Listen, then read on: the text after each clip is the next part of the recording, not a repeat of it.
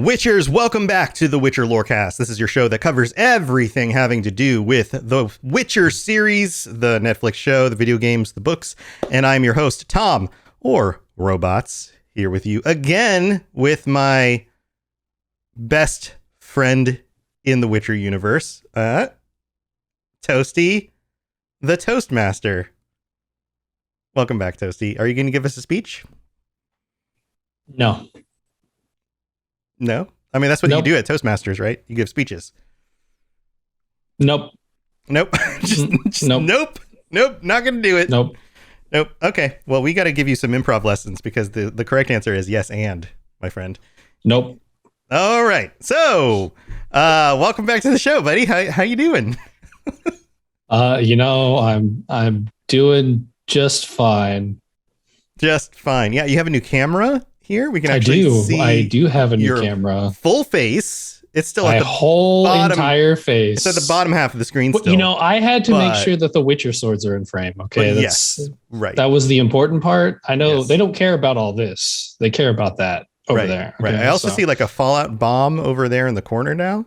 Yeah, I got a nuke. I got a Witcher pop, a Jack Sparrow pop, a bunch of my crap from China. Chinese crap. To China. Mm-hmm. Okay. Yep, Chinese. Got that. Okay. Well, that's on. We just got banned in China. Don't worry about it. Crap. Oh no, we didn't. Damn it. We didn't mean it that way. Sorry, China. But yeah, welcome back, everybody. We are finishing up almost our recap with season 1 of The Witcher because we're getting really, really close to the release of season 2. So we're going to be knocking out 2 episodes in today's episode. That's funny how that works. We're doing episode 5 and episode 6 of season 1 of The Witcher on Netflix, and we're going to do the best that we can to cover these while still moving at a pace that means that this won't be a 3-hour long episode. So let's get right into it. Toasty, where do we start off? What episode is this? Season 1, episode 5. Bottled Appetites. Bottled Appetites. This one, it's a good thing Genesis is in our chat today from Two Girls, One Ship, because this is a dirty, dirty episode. Yeah, it is. Yeah. Just one word. Dirty. Orgy. Oh, I was going to say dirty. It's fine. Just give us we've been earning, for the recaps, we've been earning that explicit tag on a few of them. So it's like, well, anyways. So we start, we get introduced to the Doppler. Yes. Essentially unnamed Doppler. We see Doppler butt. We see Doppler butt. Mm-hmm. Kair comes in talking to the Doppler. He's got a task for him. Doppler's a little disappointed because he wanted to be the sexy boy for a little bit longer, but Sorry, you got to do what you got to do. You got to be a big old mouse sack. Big old, not really big, but old mouse sack instead. Yeah. So he's a handsome guy. But so not young. Kair takes him, and the Doppler takes on Mousek's both visage and memories. He learns all of his memories, and then he kills him. And then we cut away. That's done. He's going to get Ciri out of Broccolon Forest because that's what was hinted at the end of the last episode. Got to be more subtle rather than just sending troops into the forest. Mm-hmm. So then we get to Yenifer. She's trying to bargain with another mage, basically exhausting all of her monetary resources to try and find a cure that'll allow her to be able to reproduce once again. She's a little short, struggling for coins now, and she's just depressed because she wants a baby. She's having a rough time. Yep. And so she's trying to earn some money by helping out, I guess, lovers that are having problems. She helps a dude cure his erectile dysfunction. There's all sorts of stuff in this episode. Oh, yeah. This is the dirty episode. Good thing we got Genesis on standby. Yep. So she helps them, helps him, I don't have a good euphemism, so I'm just going to ignore it. She raises the flag a little bit. Yep. as they're rushing off to do the deed, the cured husband and the wife, the mayor walks in with his like town guard and is like, "Hey, you got to pay the magic tax if you're doing magic around here." And Yennefer's like, "But what if I don't want to pay the magic tax?" The guy's like, "All right, you're arrested." So he arrests her. But it seems like she doesn't actually care. Like, she doesn't seem concerned by this at all, which we'll find out soon enough that she's not. We cut to Ciri, or the dryads in the forest, talking about, I guess, the pros and cons of letting Ciri stay here and possibly trying to turn her into a dryad as well, or sending her off to avoid the threat of Nilfgaard invading the forest, and what the payoff is there. Basically, they don't really come to that much of an agreement. Aithana just makes the decision for the most part. But then she tells Ciri, like, you still have a choice whether or not you want to pursue your destiny, and you need to make it soon. So then we cut to Geralt.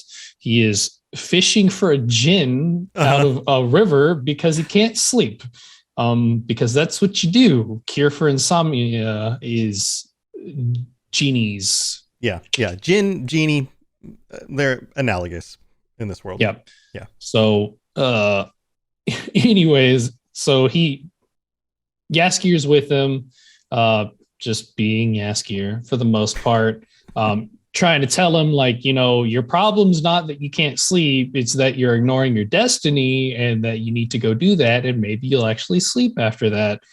And Geralt's so cranky and tired, he's not hearing it.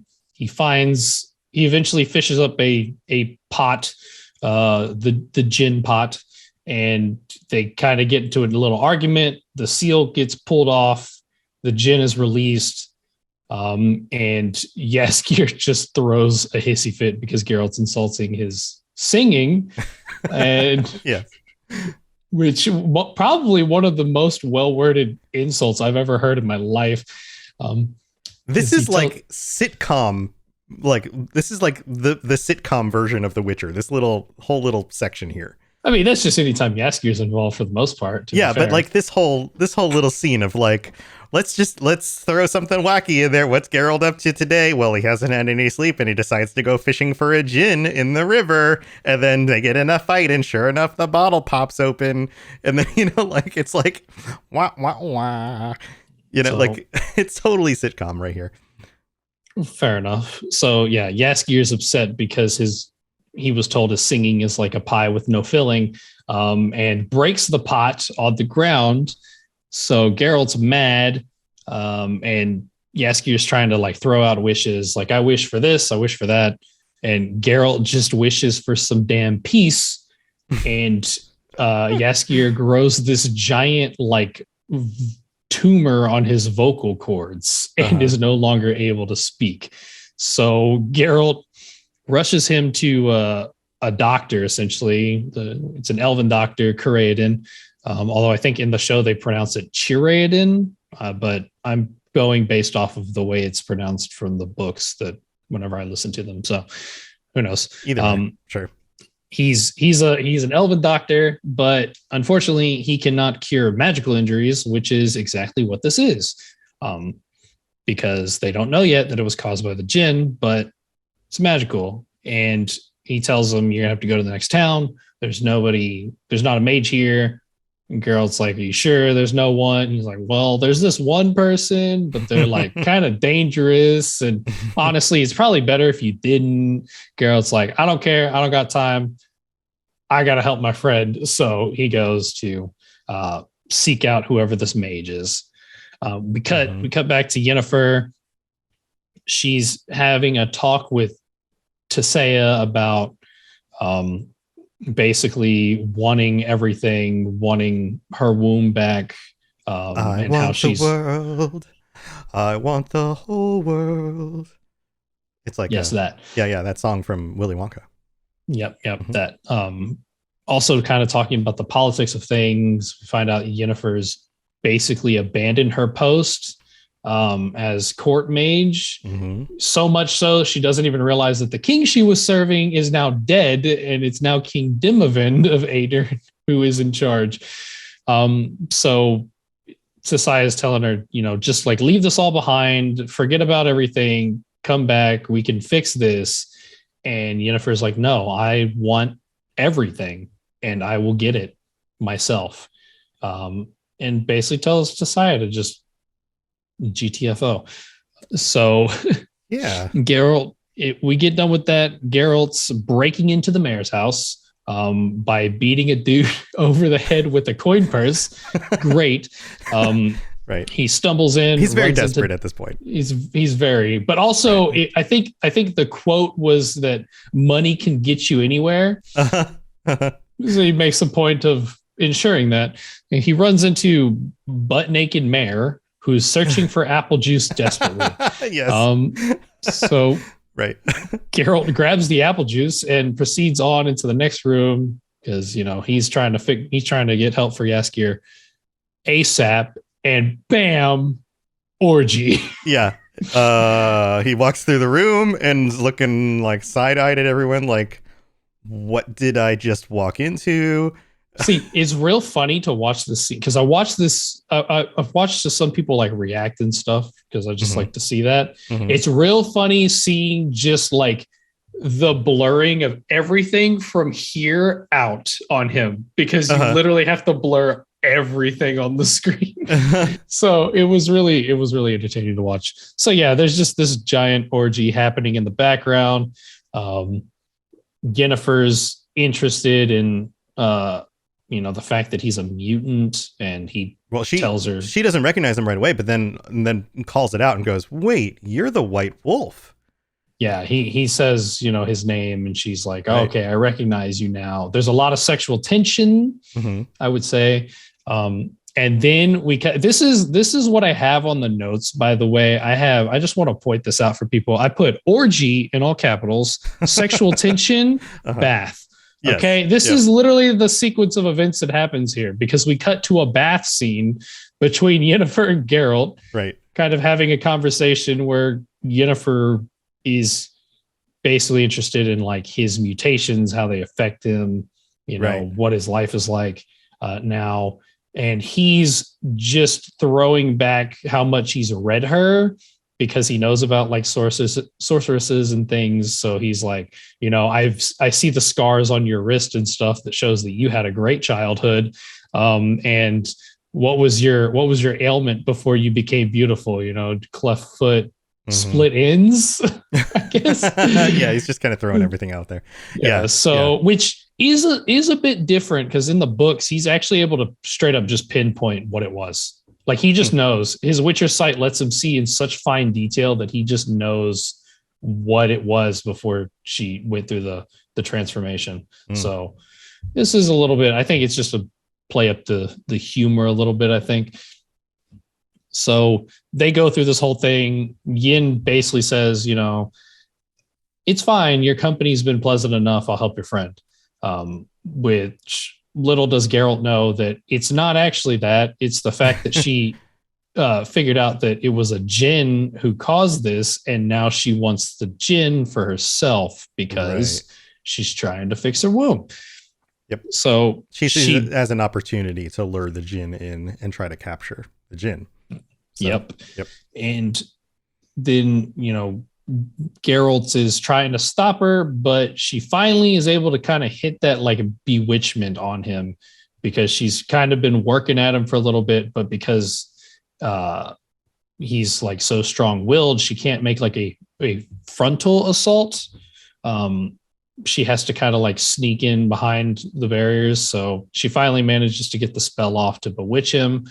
And she kisses him and it goes black and he wakes up in a prison cell with the elf Caradon, who is telling him that he went and kneed like the alchemist in the groin. And then he went and pulled another council member outside of their home and lashed their bottom in front of the entire town. Just a lot of really like silly things that he did, but obviously they're not going to be okay with it. They're basically voting right now whether he's going to be put to death or not. When the the like head guard shows up trying to like basically like beat him up for a little bit, have a little fun. And Geralt tells him that he wishes he would burst. Yeah. And he does, like Yeah. a wet, like a bad watermelon. It was, and so we figure out that Geralt, he has the wishes, by the way. It's him that's wishing. And so they get out, they run back to the house. Jaskier has a little bit of an encounter with Yin, because he basically just wakes up fully healed with a naked woman drawing strange tattoos on her body. Mm-hmm. And he's like, what the hell is going on? This is not the dream that I was dreaming of. I want to get out. And she's just telling him, like, use your last wish so that I can capture this djinn. And he's like, I really just want to be out of here. And he runs away. So she thinks, hey, he used his last wish. We're good now. I'm going to try and capture this djinn. And Geralt finally makes it back. Jaskier's like, just leave her. Let her die. Don't worry about it. She's crazy anyways. And he's like, we know Geralt at this point. Mr. White Knight who tries not to be the White Knight. He's going to rush in to try to save her, right? Yeah, exactly. Yeah. Because it's Geralt. That's what he does. So he rushes in there.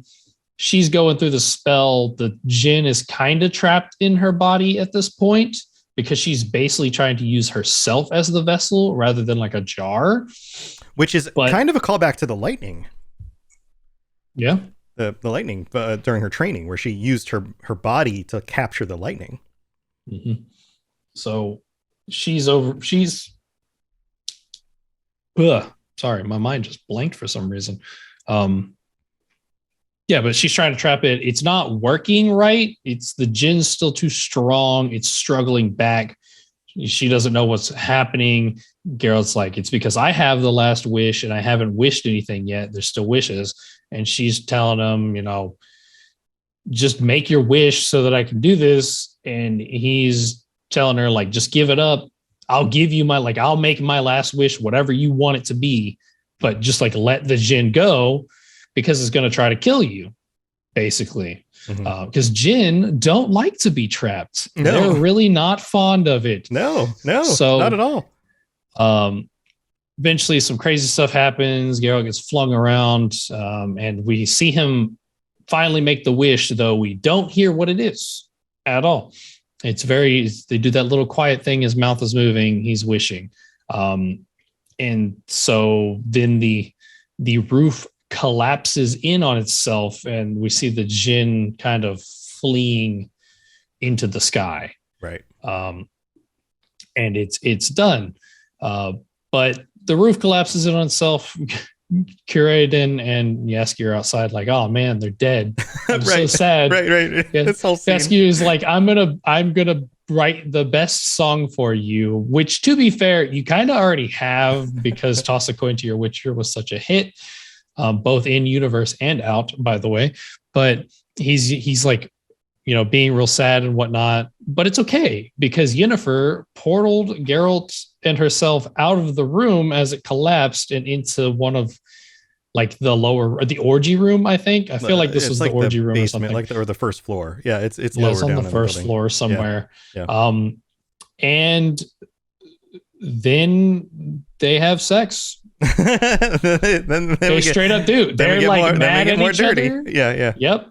They're mad at each other, and then they have sex. And Creighton's like, "Oh, they're not dead. They're definitely not dead." Goes tells Jaskier. Jaskier comes up and he's like, "They're really not dead. They're really not dead." Yes. Yeah, they're just really not dead. Mm-hmm. And so that's kind of the end there for them. Last part is that we see fake Mousak kind of make his way into Brokilon Forest. He finds Ciri and takes her with him because she needs to follow her destiny. And he's got all the memories that he needs to convince her that he is, in fact, Mousak.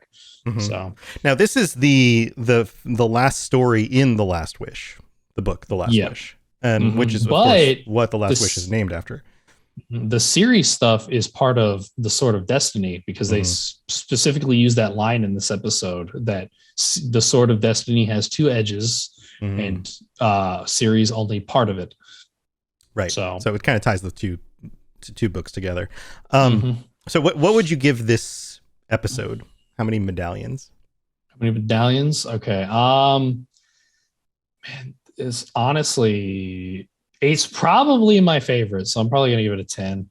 Yeah, 10 out of 10. Yeah, this 10. Is probably my favorite. Were we doing 10s or 5s? Favorite. I feel like we were doing. We go to 5. Then 5. Sorry, were we doing 5s? My bad. Maybe it was 5. I'll go 5 then. Sorry. 5 out of 5. What maximum rating for this one? Maximum rating, regardless of what we were doing, because this is one of my favorite story in the books. Yeah. And I just really like this rendition of it too. It's really funny too, so I just really like it. Yeah, it works a lot of humor in when Geralt has been. I mean, there's been a lot of dark up to this point, and although there is some dark in this too, it's very humorous. There's a lot of, there's a lot of fun in it. There's a lot of dirty in it. There's a lot of, you get the first glimpse of what Yen and Geralt's relationship might be like. This whole, like, there's a little bit of kind of sussing things out between each other, a little bit of fun competition, a little bit of the clash of their personalities, a lot of that sexual tension, and them getting each other into trouble in a way, and getting each other out of trouble in a way. There's kind of a lot of everything, and it really does foreshadow a bit of where things are going. Yeah, but their relationship is iconic to the Witcher franchise. So it's like to see the origin of that. Yeah, this is two destinies intertwining essentially, right? Because they're both very important figures. So I also think that it's interesting because it shows her attempt to gain power in his attempt to be the White Knight, and those two things at odds and coming to a conclusion in a very concise story. You're taking a big drink of water right now, but can you see that, how that it's a consolidated smaller version of a bigger thing that seems to happen. It's like a smaller telling of a bigger story. So I think that's also very cool.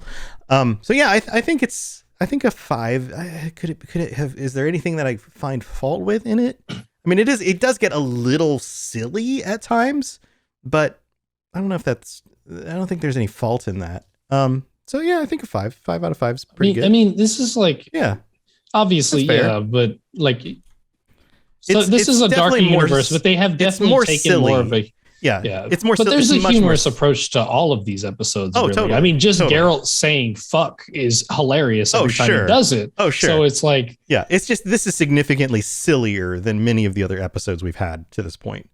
It is cartoonish in some ways, even though it is very intense and in other ways. But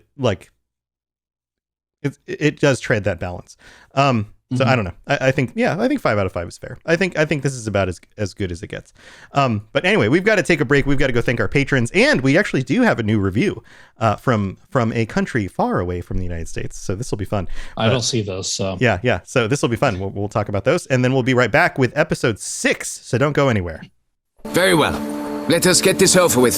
Something has infested my vineyard. Great. Let me go prepare my something oil then. All right, so this is the part of the show where we get to thank our patrons for being so awesome. Thank you to all of our patrons for taking the time out of your day to sign up on Patreon and the coins out of your pocket to send to your Witchers. And thank you for everybody. And if this is something that you've considered doing, please check out patreon.com/Witcher Lorecast. And if we've done anything to help you get through your workday, your drive to work, your workout, or... Sometimes Toasty jumps in here. I'm giving you an opportunity if you want to jump in. Or trapping your gins. Or trapping your gins while listening to podcasts. Then check out the Patreon, because you can get ad-free episodes. You can join us on future episodes of the show. We would love to have you join us at the end of this month to talk about season 2. So if you want to chime in on a future episode of this show, then definitely go check out the Patreon and sign up as a Leshen level or higher. to join us. Lots of fun stuff coming down the line as we continue this show. So go check that out. And then also we have a new review to talk about. This one is short and sweet. It comes from a friend of ours, BS 1208 over in Israel, coming all the way from the other continent over there across the ocean. And thank you for taking the time to go do this, leave this review on Apple Podcasts. Fun and insightful, 5 stars. Great podcast about the world of The Witcher with a couple of good hosts that I find their voices not annoying. That is great praise, man. He doesn't find our voices annoying. We have pleasant voices. So I think we could clearly say that we have the best voices of any podcasts about The Witcher. So like he's found most of the hosts of the other Witcher podcasts. I haven't listened to many other Witcher podcasts, but I'm sorry if you have annoying voices, but it seems that we have the best voices out there. So go us. Thank you for taking your time to leave your review. And if that's something that you would consider doing, you don't have to be listening to us on Apple Podcasts. All you have to do is have an Apple account or just sign up for one. This is very helpful because a lot of people do listen to podcasts on Apple Podcasts or use it to find shows. So taking the time to go drop us a review and leave some words is something that's simple enough to do if you want to just take the time. And if you do leave some words, I will read them out on a future episode. So thank you for doing that, BS 1208. We really do appreciate it. And even just telling your friends about the show would be super helpful, especially as you're talking about season 2 coming out and, raving about it with your friends. Less than 2 weeks, by the way. Less than 2 weeks. 17th? Is it the 17th? Is 17th, that when it is? next Friday. 2 Fridays away. So close. Mm-hmm. So close. That's going to be such a busy weekend. It's going to be so good. Yeah. Go celebrate your holidays, talk to your friends about season 2 and your family, and then tell them also about the show because we'd love to have them come join us and chat with us about this on the Discord or just, chime in during the live show, whatever. Come join us. But thank you to all of our patrons. You guys are amazing. You help us do the show every week, and we really do appreciate it. All right, let's move on with the rest of the show. You smell of death and destiny, heroics and heartbreak. It's onion. Right, yeah. So, Toasty, you said that last episode was probably your favorite. This is another one of my favorite stories from the Witcher books.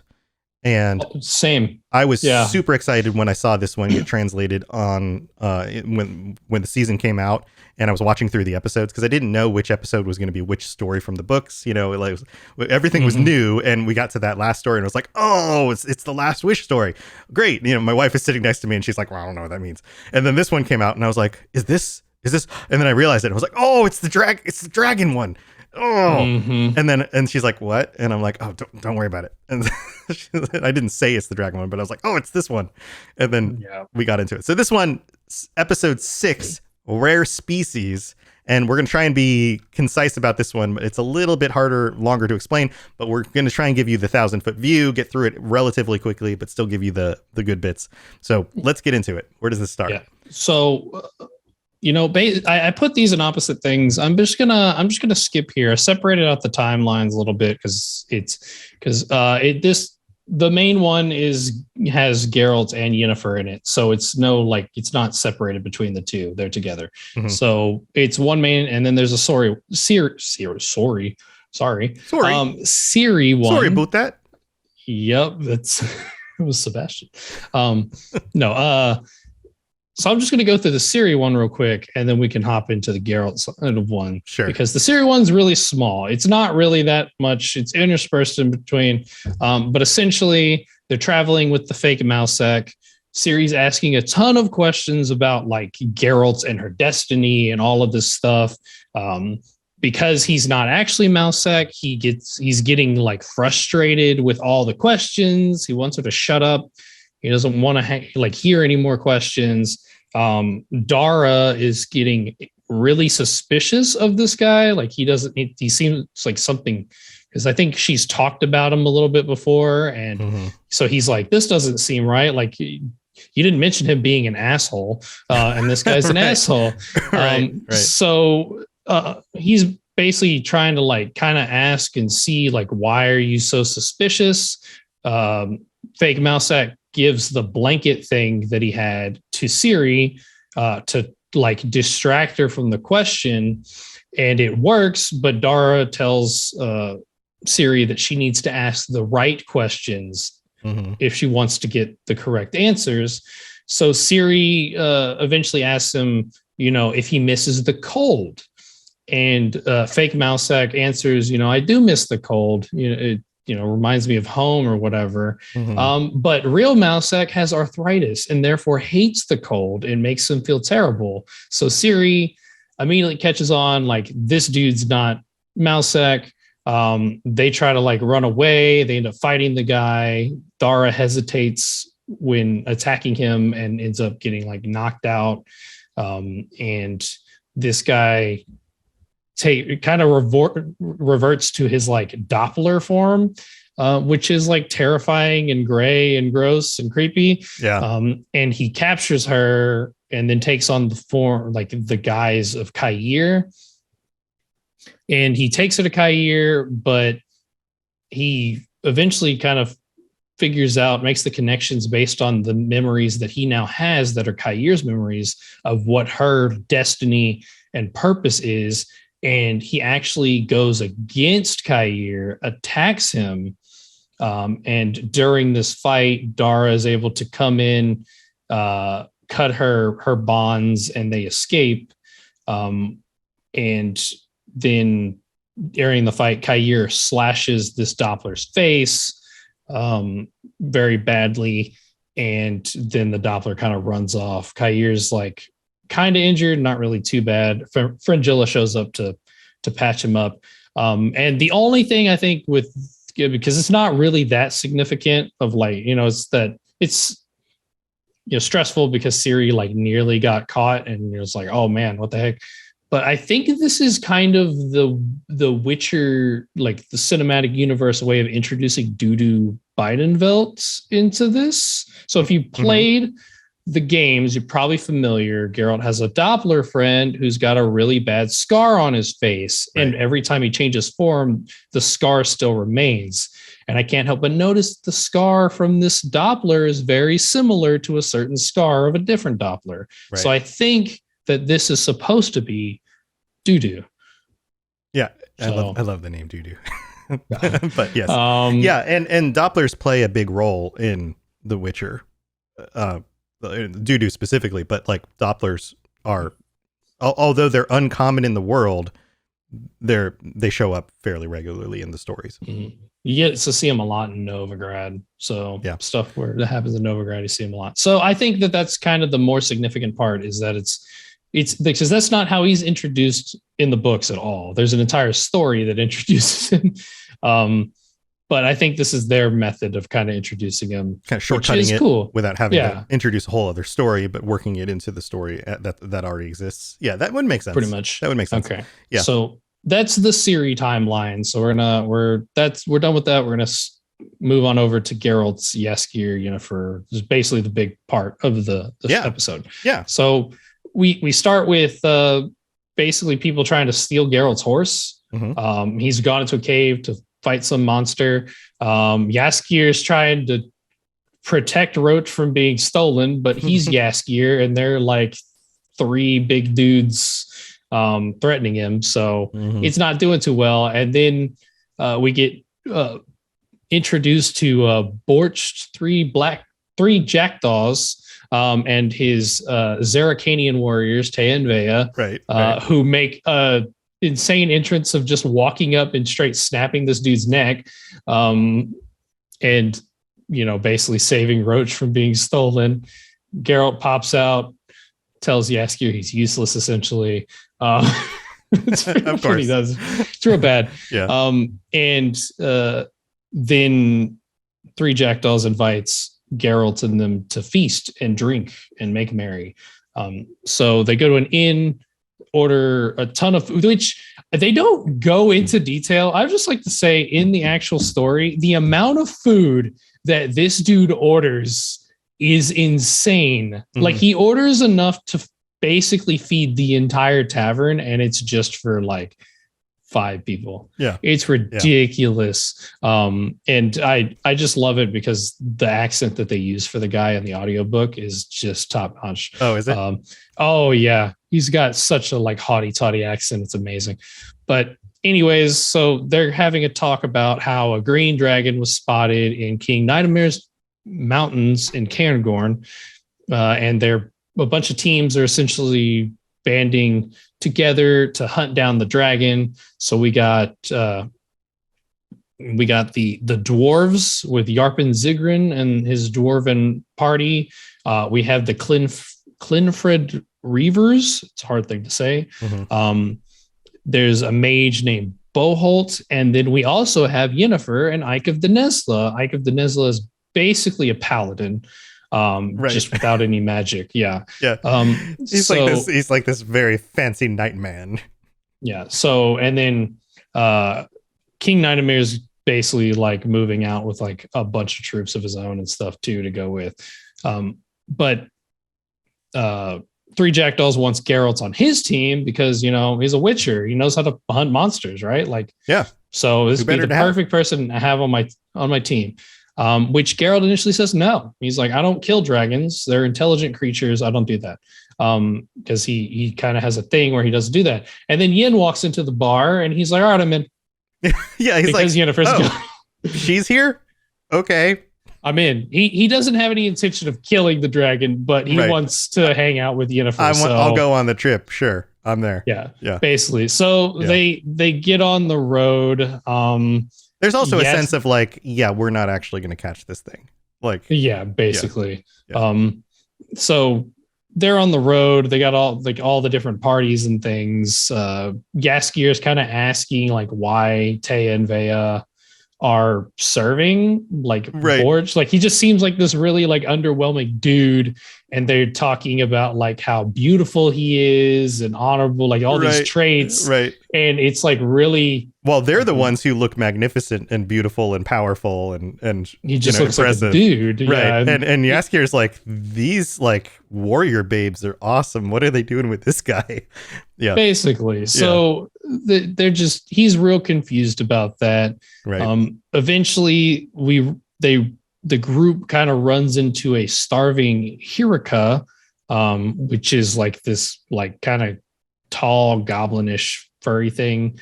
It's starving and very hungry, and it's more scared of people than willing to attack them. So Geralt's like, just leave it alone. It's going to run off anyways.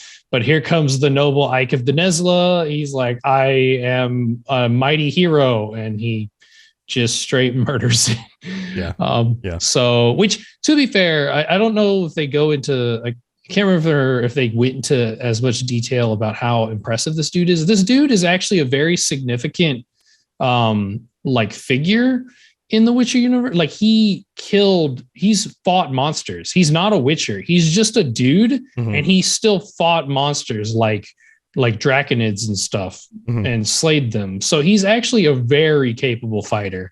They just make him seem like a total dumbass, like a tool. This entire Like why attack the thing? It's not going to hurt anybody. Right. Yeah, but he's actually supposed to be like super, super scary. I think even in the stories, Geralt talks about how it would be difficult for him to beat him too. And it's like, wow, that's saying something.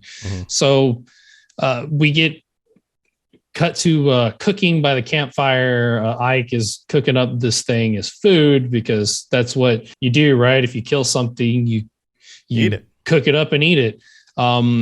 Yarpen's like, you really shouldn't do that, man. That's not going to be very fun for you. And he's like, nonsense. I'm the great noble Ike of the Nesla. I can do whatever I want. Basically, anytime there's a question, he's like, I'm Ike of the Nesla. Yep. That's what I said. So he eats it. Yennefer's comes around. She's trying to kind of make Geralt jealous with Ike, which isn't really that successful. Nobody likes her at all. Right. Like everyone hates her. Even Yaskier is talking crap, saying that, Geralt's a witcher. He runs into monsters eventually, calling her a monster. Uh-huh. There's a lot of smack talk.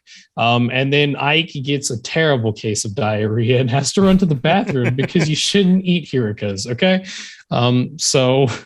Then they also mentioned Nilfgaard and how there was a promised vassal state for, the person who kills the dragon, but it's not going to last because Nilfgaard's still encroaching about things. Mm-hmm. And it shows a little bit of something about Borch that we're not quite as privy to yet, but it seems like something's different because he straight up references that Nilfgaard would have been a better place with a more tempered hand like Yennefer's. He knows that Yenifer was slated to go there and then changed it. Yeah. So how does he have this knowledge? What's going on with that? Yeah. Yeah. We're getting a little bit of insight there. That's what? That's weird.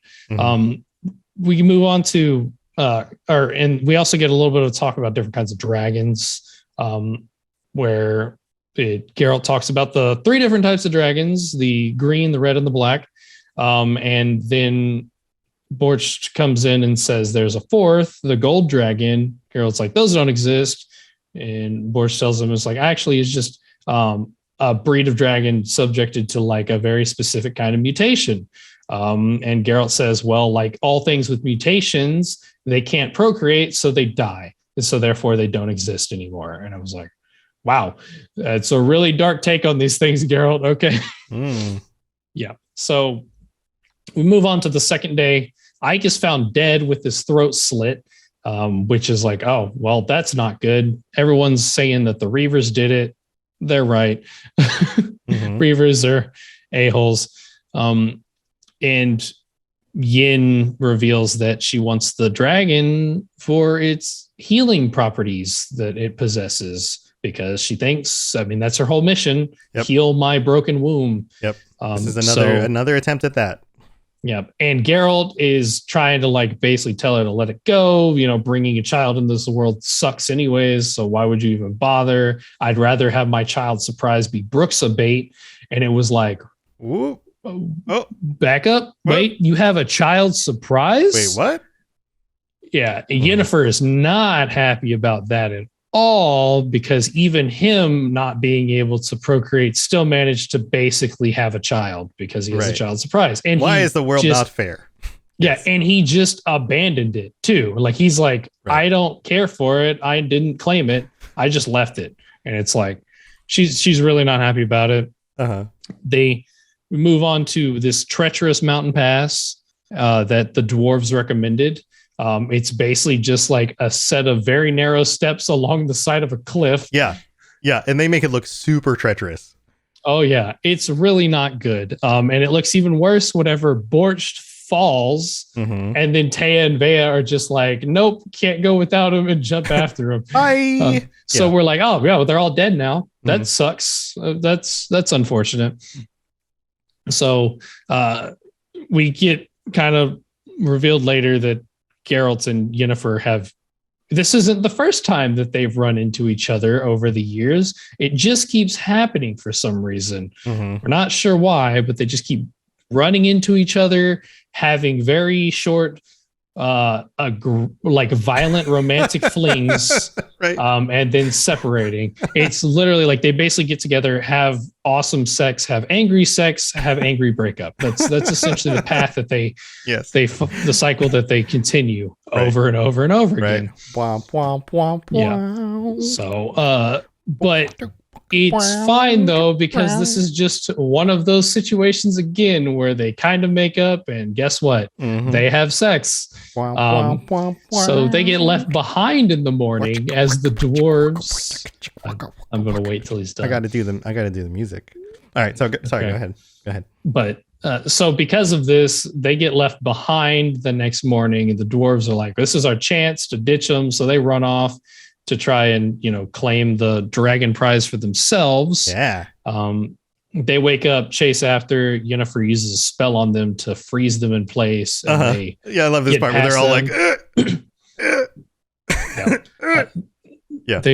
So they get past them. They get to the location that they're heading for, and find that the green dragon is dead.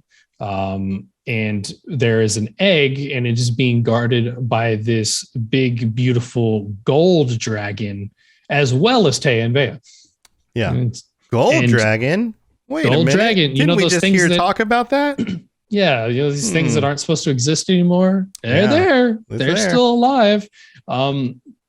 And the dragon gets revealed as the name. I'm going to try and say this. I've heard it a lot of times. I think it'll be okay, but I haven't actually tried to say it before now for a while. So Villain Tritinmirth.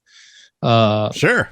Great. Very fancy name. Mhm. But he has another name. That name is Borch 3 Jackdaws. Yep. Same guy. Same one. And we find out that the egg can't be moved just to the state of like dragon eggs. It needs to be kept a certain way, or else, the dragon inside would die. And so they're protecting the egg, and Geralt and Yennifer help whenever the mage Bohold and the Clinford Reavers show up to try and basically lay claim to it. There's a big fight. We see that Yenifer and Geralt are basically working in like perfect unison with each other, even to a point where Yenifer basically gives him like a magic boost, and he uses Ard to like do a super blast. Yeah. They're like perfectly in sync with each other. It's like a it's pretty superhero incredible. scene in a movie where Captain America holds his shield just at the right angle, and then Iron Man blasts it and it bounces off and hits the bad guys, and then Thor powers up his ham. You know what I'm talking about. Yeah, like literally the scene from like the Avengers whenever they do the little thing. Yeah. Or when like the Hulk throws Wolverine. Fastball special, man. Fastball special. Never seen a fastball special? Yeah. Nope. Mm-hmm. Have not. So they eventually win here. Geralt almost gets bested by Boholt because Boholt throws sand in his eyes, but Yennefer just stabs him in the back, and he dies. So that's fine. Before the dwarves show up, the spell finally wore off. They show up and they're trying to kind of lay claim to stuff here, but Borch shows up back in human form and appeases them with dragon fangs as proof to say, like, yeah, you killed the green dragon. Like, this is the proof you need. Just take it back to the king. If he doesn't believe you, we'll just drop the green dragon corpse off at his wedding or something. Right. Yeah. So here's your wedding present. Basically. So they do that. The dwarves leave. And Three Jackdaws, or Villain Tritinmirth, sits Yennefer and Geralt down to kind of talk to them about the stuff that like they kind of need to know. So he talks about Geralt's wish and how he wished for their fates to be entwined with each other, and that they would never like lose each other, that Geralt would never lose her. So this is the reason why they keep like coming back to each other like all the time. And Yennefer is real upset about this because she thought it was like actually like love or something, but she's like, okay, it's not love, it's just magic. It's a wish. This is why we're like this. It's all fake. So she's kind of upset about that. Geralt gets told that he needs to quit ignoring his destiny and needs to like acknowledge his child of surprise if he expects to ever be happy again, essentially. And so everyone's unhappy. Yennefer storms off. She's pissed. She doesn't want anything to do with him anymore. Geralt's pissed because of the situation. Three Jackdaws and Taya and Vea head out because they got to do more important stuff, because he's a dragon. So who knows what he's got to do, but I'm not going to question it. Dragon stuff. You got to do dragon stuff. Right. And Geralt's in real bad spirits, and Jaskier, trying to be a good friend, is trying to comfort him, and Geralt just blows up on him too and tells him poor guy. And so Jaskier gets real upset, and he's like, okay, I'll see you around then, and heads out. And it's a real bad ending of an episode, really. Like it's it's really unfortunate that this is what happens. So Yeah, it's kind of a bummer. And Yaskier gets kind of the short end of the stick because, I mean, as much as he can be annoying at times and is kind of not helpful in a lot of situations, he's pretty loyal. You got to give him that, you know? And then to get like the brunt of Geralt's, anger and depression is kind of a bummer. I understand where they went with this. I kind of, because they kind of like, I think it's more of an emotional impact, right? Like Geralt losing everything before he finally like addresses his destiny kind of thing. I definitely prefer the Dandelion in the books who just doesn't give a fuck. Right. Like Geralt goes off on Dandelion in the books all the time, goes off on him all the time. And Dandelion's like, you're just complaining and making excuses for yourself. Quit being a crybaby and handle your shit. And then sticks around. Well, you're just a poopy head, and I'm just going to ignore you for a little while. But once you get over it, let's just go on with the rest of what we're doing. Like he just like sticks around regardless, and just kind of pays him no mind until he gets over his mood. Yeah. Yeah. But I get it. Like that's kind of the way these shows do it. You got to take somebody to like the bottom before you bring them back up. That kind of thing. And if we are going to compare and contrast Yaskier with Dandelion, Yaskier is a more emotional character. He has more emotional spectrum than Dandelion does. Dandelion is less of an emotional character. He's kind of one note. Right. And I think the show probably benefits from Yaskier being more emotionally vulnerable. Like you can kind of see it in his eyes. Like the actor plays into it more. Yeah, and this is going to be the last time that they see each other for the rest of the season. So they're ending Yaskier and Geralt's relationship on this note, and it will pick up next season, which if you've seen our trailer breakdown that we did, we see that they get to meet back up. And Geralt, there's a little bit of tension seen there. A little bit of his attempt at an apology and like, hey, he kind of opens up the cell door and then Yaskier gives them the whole look with the mice. And he's like, what? I made friends. That whole thing. So yeah, it'll be interesting to see them back together and see how they play that in season 2. Well, time to wrap it up. What do you think about this episode? How many medallions? I mean, I feel like maybe it's just like a biased standpoint. I feel like this is also a 5 out of 5. Yeah, this is one of my favorite stories. I feel like these are the 2 best episodes in the entire season. Now, I think my only complaint is, I mean, it's a budget limitation. The special effects in this one are a little lacking. Like the dragon's a little goofy, right? Like, that could have been better. We know that like some of the things are like, because it's not all like your typical stuff. Like things look differently here. But even just the quality of the special effects, not even just like the way the dragon is modeled, just some of like the green screening in of the monster. Sometimes in these episodes, the monsters and things look amazing. They just look really good, and then sometimes they just look a little bit off. And I feel like this was one of those episodes where they just ran out of budget. They just weren't able to do quite the same level of polish that they were with some of the other episodes. And I get that sense sometimes in the wardrobe or like there's a few places where they just had to cut corners. And now that the series, like the season 1 really proved that the show is a success. So I'm assuming that they have more of a budget for season 2. So my guess is that we're going to see a higher level of production. Based on what we've seen so far, I mean, we might have to increase our scale to 10s just to.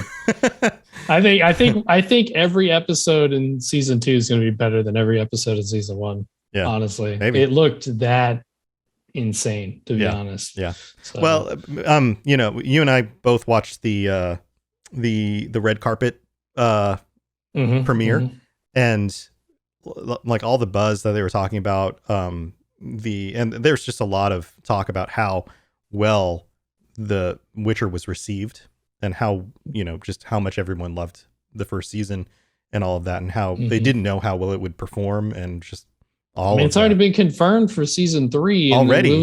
That was like before we got any of the season 2 stuff. It was like season 2 is going to happen. We're filming. And then it was like not much longer. It was like, oh, also we've been cleared for season 3 as well. And it's like, yeah, you finished filming season 2. Like what? Right. No, they know that the fans are out there. The fans are going to watch this. This is they're getting green lights. They're getting, the viewership must be, up there. Like this has to be one of the, I don't know if it's top 10 or top 20 Netflix shows, but it's got to be, the viewership has to be there, right?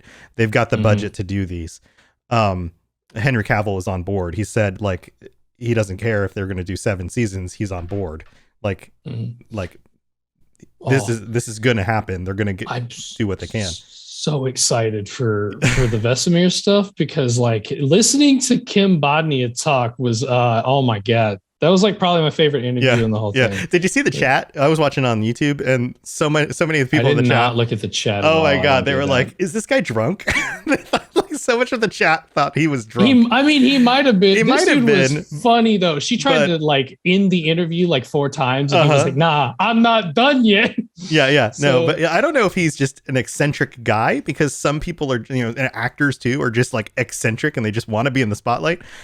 Or if he had a few too much to drink by that point. I don't know. I mean, they're just celebrating stuff. I'm probably, to be honest, they're probably at a restaurant drinking like something strong, Yeah. So, Ben Tamara says it was Netflix's most watched show of 2019. It had only been out for 2 weeks at the end of 2019. So yeah, it's got to be one of the top shows that year. Plus, I'm sure a lot of people watched it in 2020.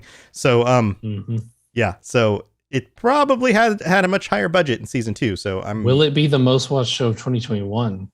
I don't know. Only being out 2 weeks this year too. I have to find out. I mean, they've put out a lot of good stuff this year, so I guess we'll find out. So, but yeah, it's going to be awesome. But that's our recap for these 2 episodes. We've got 2 more episodes to do next week, and then season 2, and we're going to get through each of those episodes. We're going to do one show for each episode, because we're going to have to give them their due diligence. We might want to even consider splitting it up to 2 episodes for each one, Toasty, so that we can get through the details and then dissect things thoroughly, because there's going to be a lot to cover. Yeah, I definitely want to. I think what I want to do, because I'm going to watch it multiple times, obviously, but we have 3 days in between the drop and the episode that we're going to do after. I think for that first episode. So when is that date? Let me check my calendar real quick. 17th. The 20th? It drops on the 17th. So our episode will be the 20th. I think for the 20th, maybe do like a impressions of season overall 2 episode. Season impressions. Yes. Yeah. So that we don't have to cram in a whole bunch of breaking down stuff yet until I've gotten the chance to watch it. Because I'm going to watch it once, probably by myself all the way through just for fun, and then watch it through with my wife. My wife. Every time. Every time. Wife. Yeah. You put a thing for the Fallout when you had your wife on, and you said my wife, and I think I linked it a GIF of I can't remember his damn name, but whatever. Borat. Borat. So, so I'm going to watch with her because she wants to watch. And I'm not going to be taking notes because I'm going to be answering a lot of questions because I know she's going to ask them. She always does. She's one of those. So it won't be until my 3rd watch through that I'll be breaking stuff down intensely. Right. Taking notes and stuff. Okay. But yeah. We'll do an impression show. We'll make it work out. But awesome. Well, we've got to wrap up the episode. And then tonight we have Mass Effect after the Witcher Lorecast. We have a Mass Effect Lorecast. We did have we've got another episode. No, we've got a Mass Effect Lorecast coming up right after this because we had to push it back from last night to tonight. So stay tuned for that if you're into the Mass Effect games. But Toasty, you have anything else going on you want to share before we head out? Yeah. So, follow us on Twitter at Witcher Lorecast. The usual. Come chat with us on the Discord. I'm currently, this is for absolutely no prize at all, but I have put out a contract on Snowman So if you want to send pictures of you murderifying a snowman, send it to me on the Discord in the Witcher Lorecast channel, please. Should I just tell the story why that, or should I just skip it? It's up to you. I'll tell the story. So the market manager at the store that I work at, the meat market manager, put on a snowman costume and started walking around the store. I'm not sure why. He just did. Okay. But the thing is I first noticed the snowman costume as he was grinning like the Joker, barreling down the hallway at me. And I looked up with him about like 10 feet away, and I absolutely like lost it because it was terrifying. Wow. See, big old poofy snowman guy with a Joker smile. I thought I was going to die. I honestly thought some weird customer was about to murder me or something. But it was just the market manager. But anyways, that's basically scarred me now. So I can't remember the title. I looked up what the fear of snowmen is, but I have that now. Thanks. Thanks, Tom. Well, I'm glad you survived. So yeah, I did survive, but I hate snowmen now. So if you want to send me pictures of you murderifying a snowman, please. Wonderful. And then, Wonderful. And then go, if you like the Avatar, go listen to Avatar Legends, Journey of the Elements, where I play a firebender. We missed an episode this past week because of health-related issues for one of the members. But we will be back next week. So. All right. Well, cool, man. Well, you murder those snowmen, and I've got all my normal stuff going on. So all the podcasts on Robots Radio at robotsradio.net. Working on finishing up a new website for everything. So that's going to be up soonish, hopefully by the end of the year. And we've got all of my streams, all of the streams for the podcast happening on twitch.tv/robotsradio. You're welcome to join us over there, or my game streams happening on the Robots Radio YouTube. So check out that stuff as well. And that's what we got for this week. Come back next week for another episode, and then it'll be on to season 2. So that's coming really, really soon. We'll see you next time. And until then, Toasty, stay safe on the path. All right. We'll see you guys next time. All right. Later. Bye. Thanks for tuning in to the Witcher Lorecast. We'd love to hear about your experiences with the games and the books and the TV series and all your thoughts on everything. Please check out the Robots Radio Discord and follow us on Twitter at Witcher Lorecast. You've been listening to a Robots Radio podcast. Smart shows for interesting people. Check out all the shows at robotsradio.net.